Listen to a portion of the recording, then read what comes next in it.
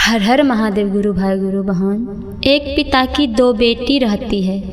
उन दोनों बेटी को एक ही गांव में शादी हो जाता है। बड़ी वाली बहन को गरीब घर में शादी हो जाता है उनके किस्मत से, और छोटी वाली बेटी को अमीर घर में शादी हो जाता है उनको किस्मत से।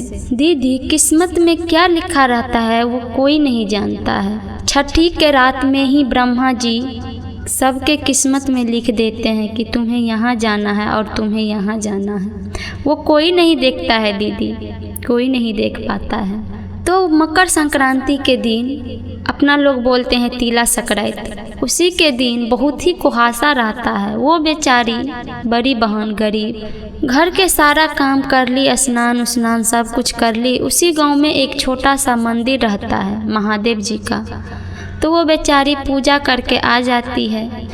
बहुत ही कुहासा लगा रहता है उसी दिन दीदी, बहुत ही कुहासा।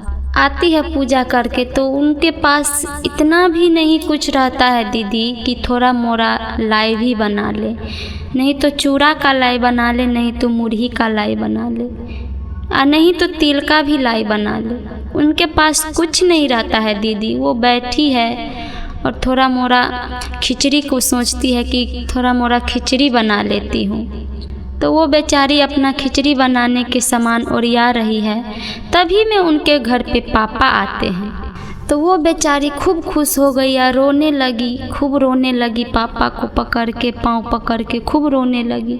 बोले पापा आप आए तीला संक्रांति के दिन, बहुत खुश हूँ मैं पापा। वो बेचारी अपने पापा को पैर धुलाती है और वहीं पे पीढ़िया देती है बैठने के लिए, और पीढ़िया पे उनके पापा बैठते ही हैं कि उनके वो उस गुरु बहन के पति आते हैं।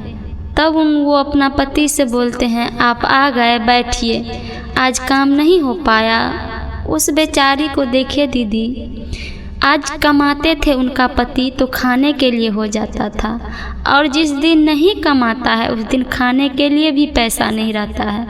उस बड़ी बहन को देखिए गुरु भाई गुरु बहन, कितना गरीब घर में शादी हो गया कि एक दिन खाती है तो एक दिन के लिए तरसती है। इसी सोचकर उसके पिताजी पहले बड़ी बेटी के पास आते हैं। मेरी बेटी के यहाँ तीला संक्रांति का सामान खाने वाला नहीं होगा तो मैं पहले बड़ी बेटी को दे आता हूँ। तो वो बेचारी अपना पति को कहता है आप आ गए, बैठिए जी, आज भी नहीं काम हो पाया। तो वो बेचारा कहते हैं देखो आज वहाँ पे गए थे, लेकिन मेरा हाइट के देख के लोग सब काम पे नहीं ले जाता है। देखिए गुरु भाई गुरु बहन, उनका पति जो था ना बड़ी बहन की, उसका पति हाइट में बहुत ही छोटा था, बहुत ही छोटा। बोले कि देखो मेरा हाइट के वजह से कोई नहीं ले जाता है काम पे, और जब छोटा मोटा काम होता है तो कोई बोल भी देता है कि चलो। तो आज नहीं ले गया। तो वो बेचारा घर लौट के आए तो वो भी देखे कि ससुर जी आंगन में है। तो वो पाँव छू के गोर लागे और बोले ससुर जी से पापा आप लोग ठीक हैं वहाँ? तो बोले कि ठीक है, सब ठीक है। तो बोले कि सासू माँ ठीक है? तो बोले कि हाँ सब ठीक है, सब ठीक है।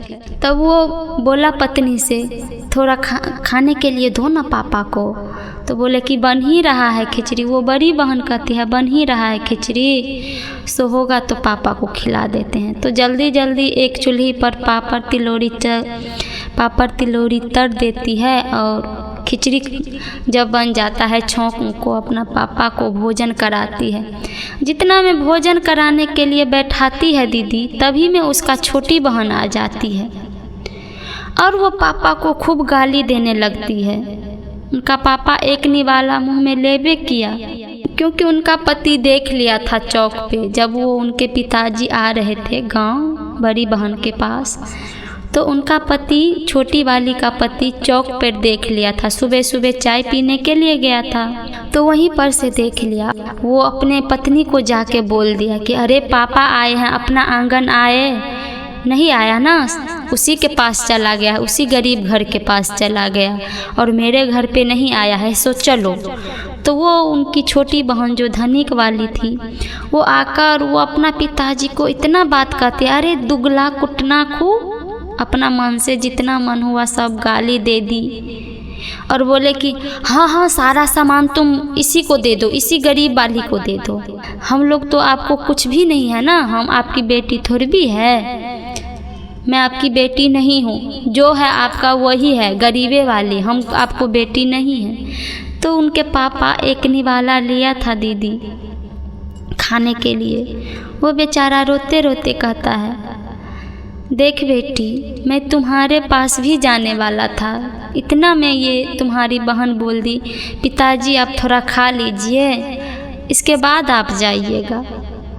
आप खाए होंगे कि नहीं खाए होंगे, भोरे आप पैदल आए हैं। वो बेचारा दीदी, पहले के ज़माना में तो पैदल ही आते थे ना, तो पैदल ही आए। उनका पिता रोते रोते बोले कि ठीक है बेटी चलता हूँ। तो उसकी छोटी वाली बेटी फिर बोलते, अरे तुम्हें मैं अपना आंगन नहीं ले जाऊँगा, जो होता है यहीं पे तुम दोनों करो।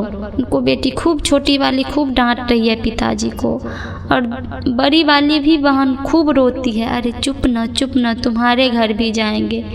तो सारा सामान को छोटी वाली बहन उनके पास जो लाए थे, साड़ी लाए, लाठी लाए, सब कुछ देखकर बड़ी वाली बहन खुश हो गई थी कि मेरे लिए पिताजी इतना सामान लाए हैं। और वहीं पे चूल्हा के पास रखा हुआ था दीदी झोला में जो लाए थे उनके पिताजी। तो उसकी छोटी वाली बहन सब कुछ उकट पुकट कर देती है, सब कुछ नीचे में गिरा देती है और बोलती है, अरे इतना सामान लाए थे आप और इसी को दे रहे हैं, मुझे कुछ भी नहीं देंगे? सो अच्छा ठीक है, इसी को दे दीजिए, मेरे घर पर आप आइएगा भी मत। देखिए गुरु भाई गुरु बहन, वो अपना पिताजी को कितना अपमान करती है। उसके ससुराल गए लेकिन उसके भी घर पे जाते। बड़ी वाली बहन गरीब थी, इसीलिए वो उनके पिताजी बड़ी वाली बहन के यहाँ रह गई। लेकिन वो बेचारा खा के बोले, उस छोटी वाली बेटी बोल दी थी मेरे घर पर मत आना, नहीं आना। तो वो बेचारा अपने बड़ी वाली बेटी के यहाँ पे खा लेता है और वो अपना गांव चला जाता है। छोटी वाली बेटी तो बोल दी मेरे यहाँ नहीं आना, तुम दोगला कुटना हो, तुम बड़ी ही वाली बेटी को देखो। वो बेचारा अपना गांव चले जाता है रोते रोते। तब उनकी पत्नी बोलती है उनके पिताजी को, उन दोनों बहन की माँ बोलती है, आप छोटी वाली बेटी से भेंट करके आए? तो बोले कि क्या बताऊं भाग्यमान, तुम्हारी छोटी वाली बेटी बहुत ही नट्टिन हो गई है, बहुत ही नट्टिन हो गई है। जो उनका बड़ी वाली बहन इतना गरीब है तो उनको भी देखना चाहिए कि वो मेरी बहन इतना गरीब है तो थोड़ा मोड़ा उनको भी हेल्प कर दे। लेकिन वो हेल्प क्या करेगी तुम्हारी बेटी, उनको तो बेइज्जत करती है।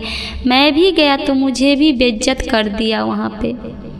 सो तुम्हारी बेटी बहुत ही नट्टिन हो गई है। तो वहाँ पर वो बोल दी बेचारा, और यहाँ पर बेचारी खूब रोती है, खूब रोती है। मकर संक्रांति के दिन देखिए दीदी, जिस दिन लोग अपना आंगन में खुशहाली मनाना चाहिए और उसकी छोटी वाली बहन अमीर उसको खूब बेइज्जत कर दी। और दोनों बेचारी रो रही थी, तभी उनका पति वहीं पर था, वो जिनका हाइट छोटा है। उसका पति कहता है चुपो न, चुपो न, जब हम लोग गरीब है तब न कोई भी बात कह देता है, चुपो तुम, धैर्य रख के काम करो।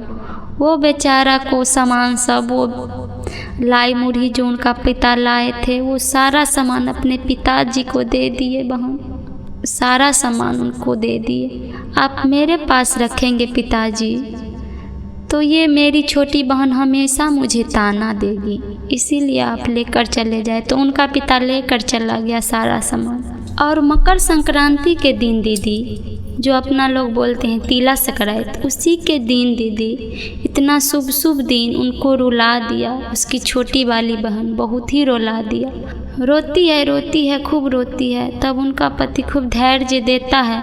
वहीं पे एक पड़ोसी आती है, आस पड़ोस के लोग सब भी जमा हो गई थी। इतना शोर होगा तो हल्ला गुल्ला होगा तो लोग सब जमा हो जाता है ना। तो वहीं पर एक पड़ोसी आई तो बोली, अरे आप क्यों रो रही हो, तुम्हारी बहन इतना अमीर है तब पर भी तुम्हें गरीबी को नहीं देख पाती है।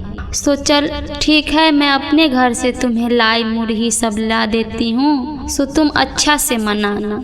तो वो पड़ोसी उनको लाई मुरही, तिल का लाई सब कुछ उनके पास देती है।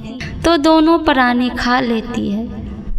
दोनों प्राणी खा लेती है दीदी, तब उसी के गांव में कोई और भी पड़ोसी सब रहती है। तब उनकी छोटी वाली बहन के यहाँ जाती है और कहती है, अरे तुम इतना निर्दयी हो गई हो, तुम्हारी बहन कितना गरीब है, आज खाती है तो कल के लिए झकती है और कल खाएगी तो परसों के लिए झकेगी। इतना भी नहीं माया आता है, तुम्हारी अपनी बड़ी बहन है, माँ का सम्मान होता है। वहाँ पर लोग सब खूब समझाने बुझाने लगी, तुम्हारी बड़ी बहन है और इतना अपमान मत करो, तुम्हारी अपना खून है, इतना अपमान क्यों करती है। वो बेचारी, वो छोटी वाली बहन वहाँ पे खूब पछताई और बोली कि सच्चे में मैं बहुत अन्याय अपने बहन के साथ की हूँ। तो दौड़ी दौड़ी अपने बहन उसी घर के पास ही में थी, दौड़ी दौड़ी बड़ी बहन के पास आती है दीदी छोटी वाली बहन, और वो बहन के गले में लपटा जाती है और कहती है, बहन मैं तुम्हारे साथ बहुत ही अन्याय की हूँ, बहुत ही अन्याय की हूँ।